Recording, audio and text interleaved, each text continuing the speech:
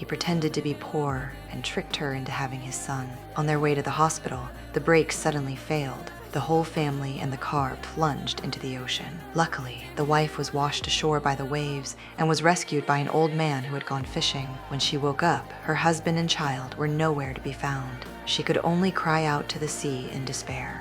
In the blink of an eye, 5 years passed. Her father urged her to forget the past and start a new life, but she firmly believed her husband and son were still alive, just not knowing where they were now. At that moment, the husband she missed every day was living in a luxurious mansion. Because of the car accident, he had lost his memory. Every day, he looked into the mirror and asked himself who he really was. Why did a woman's face keep flashing through his mind, yet he couldn't remember who she was? This made him short-tempered and unpredictable. His mother, afraid that he might recover his memory, kept careful control over his surroundings every day. She even found him a beautiful girlfriend named Lily, telling him they used to be in love and that the boy beside him was their child. But no matter how hard Lily tried to please him, he always felt distant and uneasy. In front of others, she acted like the perfect gentlewoman, but when no one was around, her attitude toward the boy was strict and formal. Even the housemaid noticed. She quietly told the grandmother that Lily often left the boy to handle things on his own. But instead of blaming Lily,